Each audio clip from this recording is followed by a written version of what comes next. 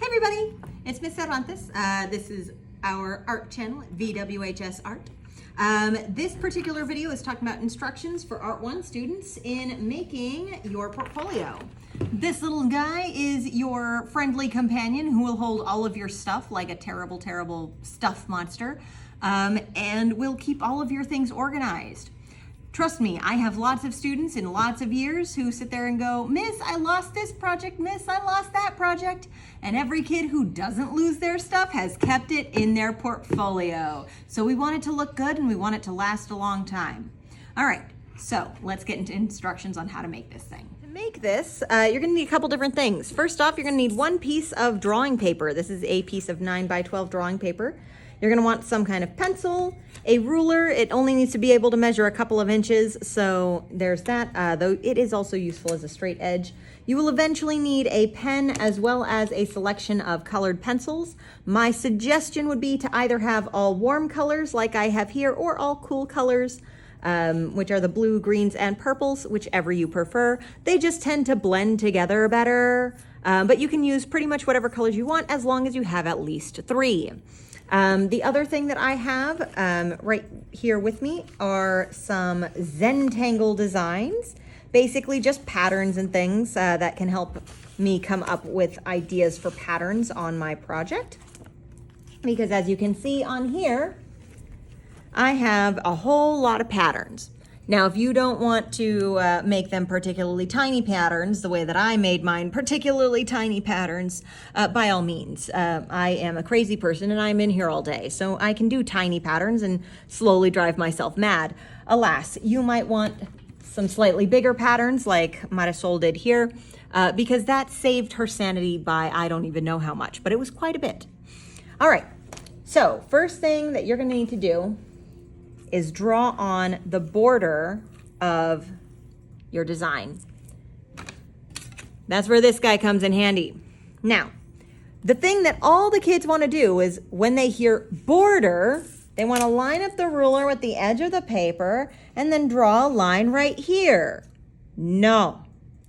A ruler is not as wide around as you think it needs to be, okay? We're going for a 1-inch border. So what that is going to look like is we're going to zoom in real close here. We're going to line up this first inch mark and make sure you're on the inches side, because the centimeter side is much, much smaller. We need the inches side that's a lot bigger. And line up your number 1 with the edge of your paper. Do this close to the edge so you don't end up with something that's super cattywampus. That's not good. So make sure it's nice and straight and really close. So we're gonna line up that 1 with the edge of the paper, and then we're gonna come over here to where this 0 is. The notch where this 0 is not at the end of the ruler. It is right here. It is not over here. It is over here. And I'm gonna make a tiny little mark. And then I'm gonna slide straight down to the bottom of my paper, and I'm gonna do the exact same thing. I'm gonna line up 1 with the edge.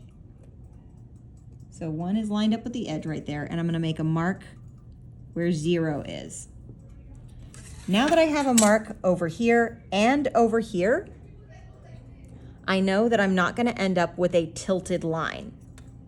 It's measured exactly where I need it to be, so I'm gonna line up my ruler here. It takes a little bit of finagling. And I'm going to lightly draw that in. So you can see it's a nice straight line. And now I just need to repeat this on all of my other sides. All right, so I have all of my lines drawn here.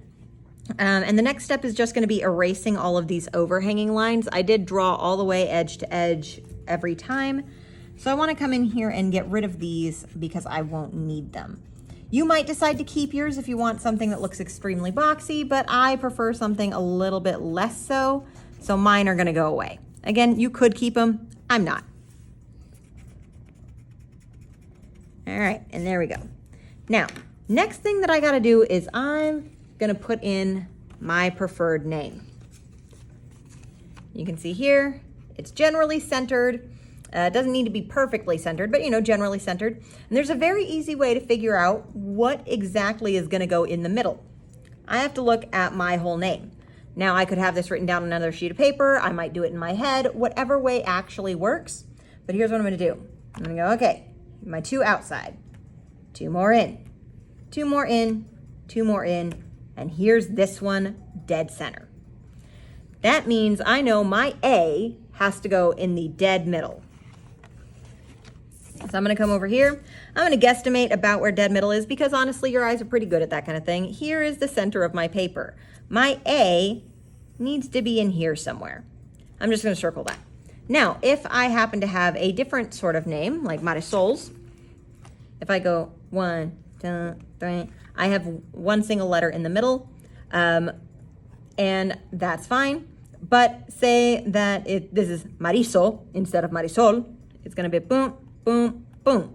And instead I'm gonna have 2 letters on either side of the center, in which case, instead of having 1 circle dead center, I'm gonna have 2 circles to either side. Now, I need to know that I'm not gonna draw my letters too big. So what I need to do from here is start kind of figuring out how big my letters can be. So I'm going to start by putting my A in here, just real lightly. And then I'm gonna very lightly start drawing the rest of my letters.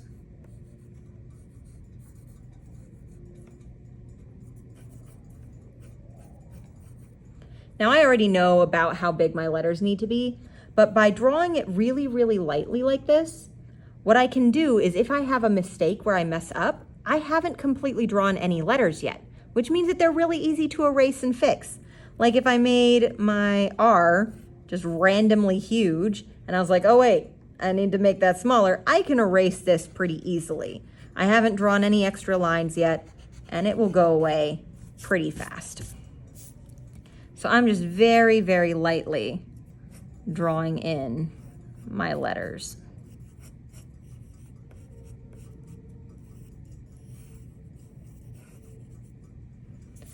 All right, so here's my little ghosty letters. You can see them right there. Now, my suggestion to you is once you know about how big your letters are gonna be, go online. What you wanna do is you wanna find an interesting font. So like some way of writing your letters where it looks really cool. Tag letters tend to look really cool. Block and bubble letters look really cool. Fancy script and cursive letters look really cool. Find something on your phone that's gonna be interesting looking, and then use that as a reference to actually draw the rest of your letters. This is just for size. Now, for the sake of time in this video, I'm just gonna block mine out really quick, but that's the least interesting option you can do. So you pause the video, you take some time, you get to this step, and you find a really cool font to make this into, all right? Get going. All right, so here I have my general layout for my letters. Not too different than last year's, but I decided that I wanted to pop into my borders a little bit. You're welcome to. Try not to let anything fall off the edge. As for one thing that I forgot to mention earlier, if you don't want to use your full name, any school appropriate preferred name that you have, like a nickname, works just fine. All right, so from here, I'm going to start using this pen right here. So I'm gonna take this inking pen, and all I'm gonna do for now is trace around my outlines, both of the border edges and of my letters, so that I can erase all of these pencil lines and get them out of the way. All right, so if you're wondering, it is absolutely possible to use the pen to go over pencil. Over here, I have not done the Z yet, nor this line, so I'm just gonna do that one really quick. And you can see that it is kind of hard to see where I've already drawn the pen, but as long as I keep track of myself pretty well, then it shouldn't be a problem. If you are worried about maybe the ink getting stuck or clogged, just go a little bit slower and you should be able to see if it's working or not. My one other piece of advice is that where you have these long straight lines, don't try and freehand them. Use the ruler again. You used it the first time, you can use it the second time. Just kind of line everything up, start your pen where it needs to go, and zip along like so, like that. Now, these soft erasers work really well, but most erasers will be just fine, where you can come and erase all the way on top and it just immediately gets rid of all of those pencil lines without any fuss at all. And you have this nice clean line left. All right, so that's how you get that all traced out. All right, so I've already gotten started on the next step a little bit, but here's what essentially you're gonna be doing. You're gonna be taking these Zentangle patterns or patterns that you make up. Anything that is repeatable in a way that makes sense and that you can do over and over and over again. These are pure black and white patterns, by the by, and those patterns are gonna go in your border as well as in your name. Now, again, you can look these up. They are called Zentangles, like Zen as in Zen. I'm meditating, Zen. But anyhow, so Zentangles, I would say try and have at least 3 patterns if you can. But if 2 patterns is what you want to work with, like Marisol here had a sharp pattern as well as a more wiggly pattern. Then 2 is the absolute bare minimum, but try for 3. I think I had 5 or 6. No, I had 9. Did I have 9? Oh, wow, I surprised myself. I had 1 for each of my letters. I didn't even think about that. And for however many you have, you can repeat them all over. So you can see that this one here matches this one here. This one here matches this one here. This one is right here. And then this one is the same one that's right here and right here. One thing to keep in mind about these patterns that not a lot of people notice is that the more densely packed the lines are, the darker they are going to appear, or the more large dark areas they have, the darker they're going to appear. You can see that really well right here in my R and my V. I have a very lightly dotted R and then these really heavy black triangles in my V. And that makes this one appear much darker than this one, just because there's a whole lot more pen. Same thing over here. I don't have any really large black spaces in this little box pattern for my C, but I have a lot of them very close together. That makes it appear darker than my E and much darker than my R.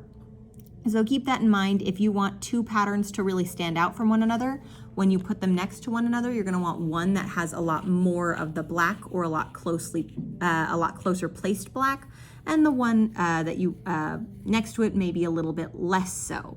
And then you can have some that really stand out well from one another. So that's just a tip. Now, I am only going to show you 1 pattern, and that's only so that I can show you how to make these look nice, because there is ways to make them look terrible. So come over this way, and I'm going to get showing you on 1. I'm going to show you the ninja star pattern. At least that's the only way I can think of to describe it. This one is a pattern where you make a bunch of squares. So I'm going to do it in this T right here, same as I did right up here this way. And we're going to start by simply making a grid. Now, if you want to be super precise about this, you can do this in pencil first. I am a heathen who runs off of gremlin energy, so we're just going to go this freehand. All right, so I'm going to draw a single line. I'm going to go whoosh, and I'm going to make sure that it is very much not in line with my T, if only to make sure that I don't end up with something that just barely fits and doesn't. All right, then on this line, I'm going to make some marks, and those marks are going to be a couple, like a 1/4 inch apart.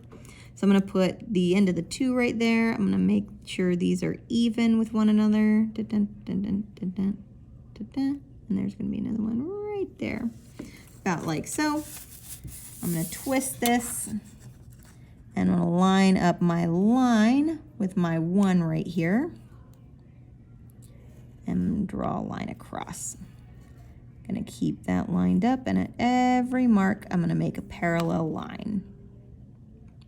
Now, could I do this differently and just freehand this grid? Absolutely. The only reason I would do it this way is to be particularly precise and or to have particularly straight lines, because that's something that I like, and it tends to make these sorts of patterns look nicer, but it is not actually necessary. Now from here, I can line up against my longest line in the T, and I'm going to make those same marks every 1/4 inch the way I did before, like so. And I'm going to do the exact same thing. I'm going to line up that tick mark with the 1 so that it's in a straight line with this line that I just made all those marks on. And then I'm just going to keep sliding up to make my grid lines.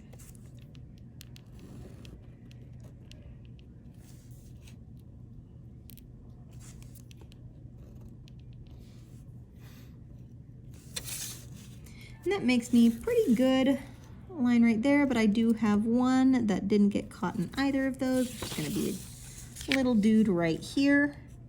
Fill in that last little gap. Whatcha? And here I go. I have a very nice, precise grid. Note that I did not stop my pattern anywhere outside of my T and not inside of my T. I went right to the edge.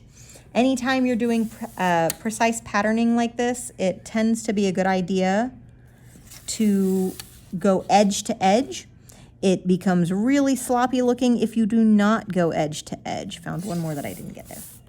All right, now continuing on with this particular pattern, what I'm going to be doing is I'm going to take a selection of these squares and I'm going to be coloring them in, just straight out coloring them in. So we're going to start with this one. So I'm going to come in and color this one in. Now my suggestion to you, if you have the ability to have a Sharpie, what you want to do is you actually want to just come in and fill in just close around the edge with your pen, especially if you're using the same kind of pen that I'm using. And then fill in the rest with a Sharpie because this little pen is tiny, extremely small, and this takes forever.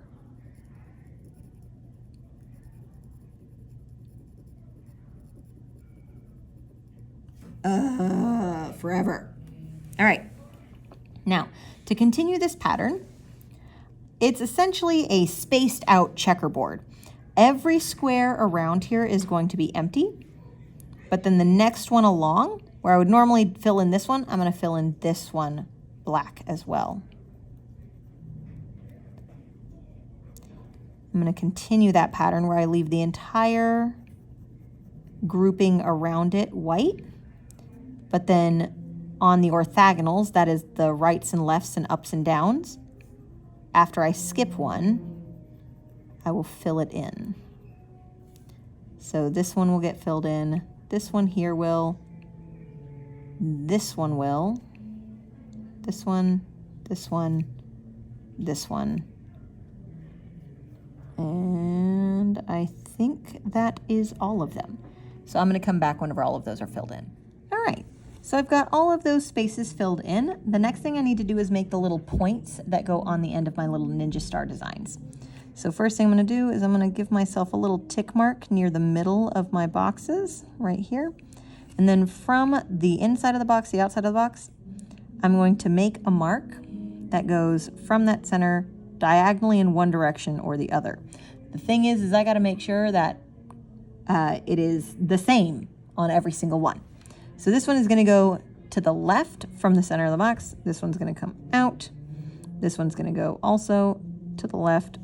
And it's going to go roughly to the middle of the line that it's across from. And that's also going to get filled in. It'll look like this. Same thing will happen here. It'll go from about this center point on these boxes up and to the left. So bam, bam, bam, and then that one we can't see. And I need to do that to all of my boxes, as well as any boxes that would be poking into these areas, but I can't see, which I don't think I have any of those, so I should be all right, but I'll double check whenever I go through. Now, if you don't remember which way a box should be tilting, what you got to remember is that if one is coming this way, the one on the opposite side is going to fill in the opposite corner, like this. So if you get a little bit lost, no worries. You've got ways to figure out where they're going to go, like that. And then this one right here is going to come out like that. So on this corner is going to get filled in. like so.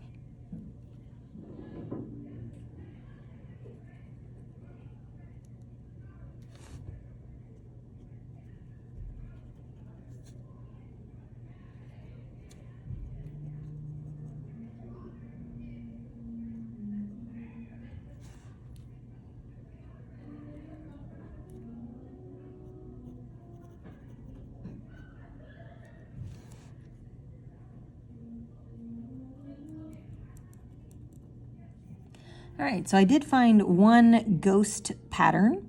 That one over here belongs to a star that would be right about here, but doesn't exist because that's outside of my T. So I had to draw that one in, but all the rest are there. And I, again, am taking that pattern edge to edge. That can be more difficult for some patterns than others. Patterns like this one are a little bit easier to figure out because they're a little bit more amorphous, i.e. they're a little bit less like structured. You can just kind of make this one up as you go along.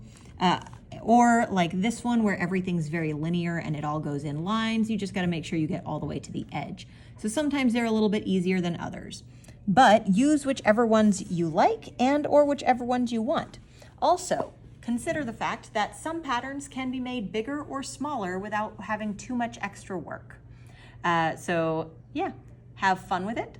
And get all those patterns in. So yeah, I am not going to actually finish this up right now. What I'm going to do is show you the last thing that you're going to need to know how to do. And from there, you can continue on and finish out the whole thing. So pause if you'd like to finish out your patterns. If not, you can hear the rest of the instructions now. We got to get this background on. Note, it is smooth, pretty, beautiful color. And I'm going to show you some lines in pencil just to give you an idea of about what it should happen to make sure that this blends really nicely. All right, so first off, I'm gonna grab my colors.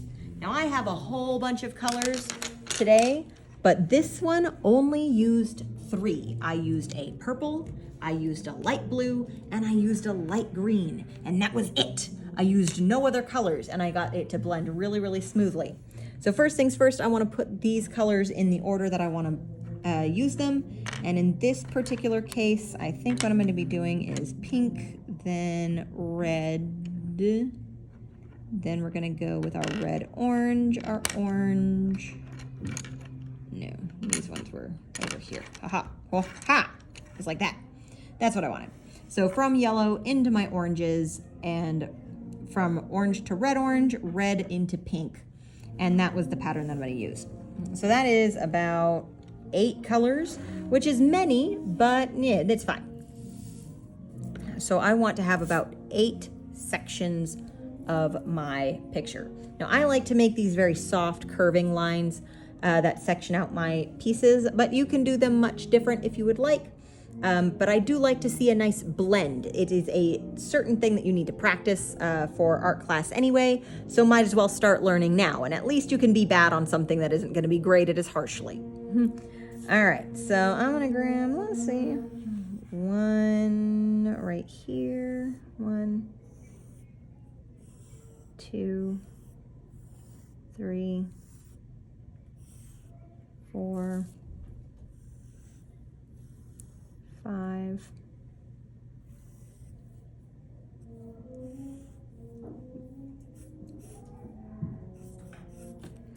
6,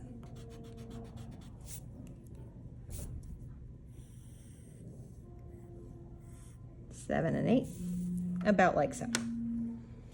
Now here's the trick to making the blending work. This section right here, all along this line, is 2 colors. Every single one of these lines is 2 colors. My first 2 colors are these 2.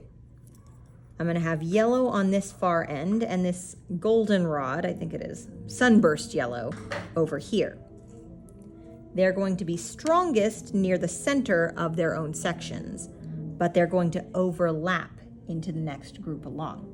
So you can see that this is where my border for yellow is gonna be, but by the time I'm done coloring, you're gonna see that it fades out quite a bit of ways into my next color group. So I'm gonna get that going, and then you can come back and see what that looks like.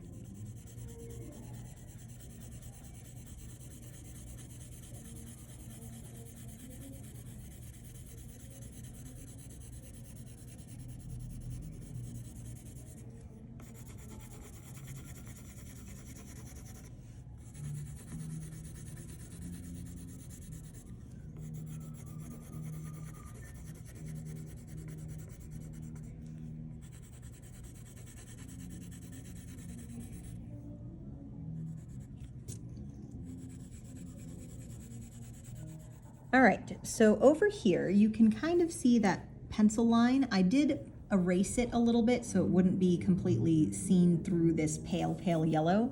And you can see it right here as well. And down here, you can see I've gone over that line with my yellow and faded it out across the other side. Over here, this is where I'm about to do that, and I'm just gonna do that with lightly pressing in nice circular motions over here to get all of that colored in. I'll press a little bit more right on top of my pencil line, but I want this to fade out. And I'm trying to keep it, you know, away from this other pencil line. Other colors are gonna be on top of that. I don't want it to accidentally turn to mud. So there we go, and you can see how I've just blended that out over that line right there. Now I'm gonna come back in with my sunburst yellow, which I need to sharpen. And I'm gonna basically do the same thing in the opposite direction. I'm gonna start really dense in this center section. And then as I come out closer, you can see how I faded out just a little bit. I'm gonna bring that all the way into my section here and across into this next section here just a little bit.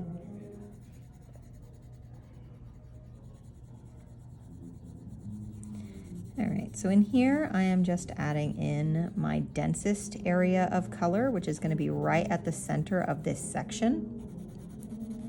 And I'm not being particularly careful. I want this to be where this color is brightest, so I'm not too worried about it being particularly perfect or anything like that. I can work my way outwards just fine. So here is where I'm starting to meet into this yellow that I already have, and that's where I'm gonna start making it lighter.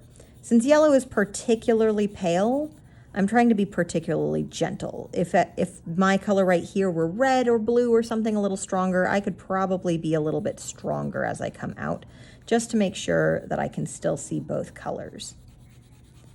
And then this one is going to come very lightly all the way into the yellow area.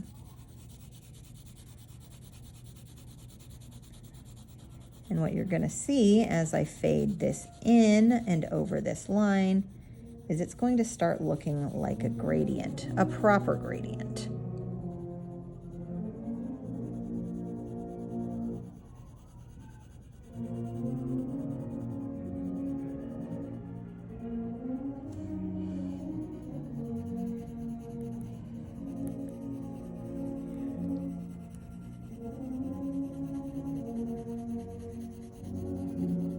All right, I've added one more color just to make this a little bit more visible on camera.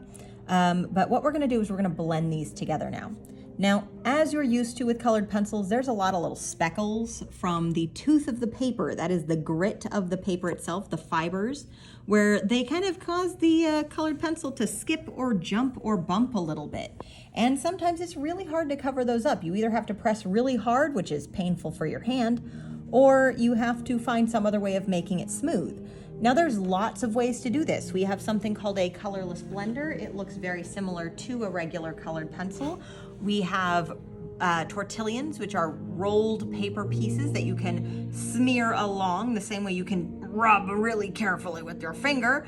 But the way that I prefer is probably the easiest on your hands, and that is to take a little Q-tip and a little bit of regular rubbing alcohol, isopropyl alcohol, the same kind that you get for super cheap at the store, and dip it just a little bit in there. I'm getting just a smidge of this because if I get too much, it could be really easy to have too much. And then I'm gonna come in and I'm just gonna rub. I can see where I've already gone because it does darken the paper while it's wet. But when it dries, oh, it makes such a weird sound. But when it dries, that darkness will go away and it'll brighten right back up. And what this rubbing alcohol does is it takes the binders and the stuff that creates like the lead of the colored pencil, and it kind of melts it a little bit and allows it to be smeared around.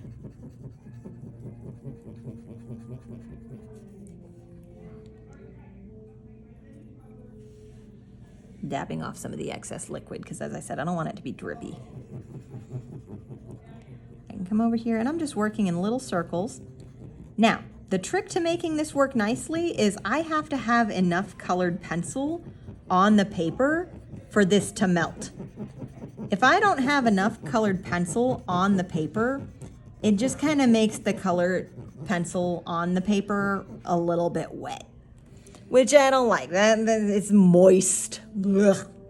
Kind of weird. So as long as you have enough, this works really well. If you start to try this and it's not blending nicely, it's not going so well for you, then you probably need to let it dry, and then try adding more colored pencil. As long as you have enough pigment down on the paper, this will just melt like icing almost. And that's what I would consider it. It's melting like icing.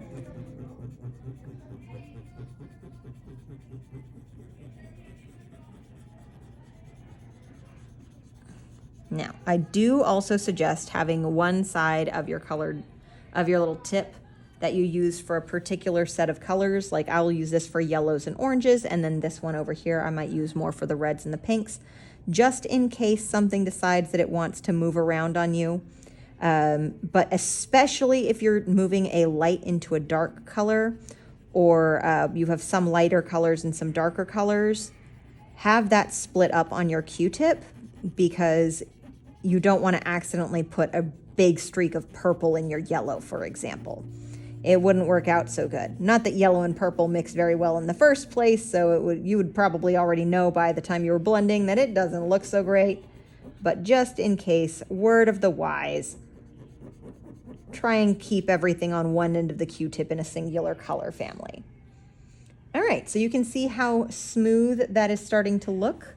I can get a little bit more up here at the top of the orange, but since I haven't got the next color along, I probably don't want to get all the way over. And you can see how that takes away all of that white for the most part and just smears it all together and makes it look real nice. Like so.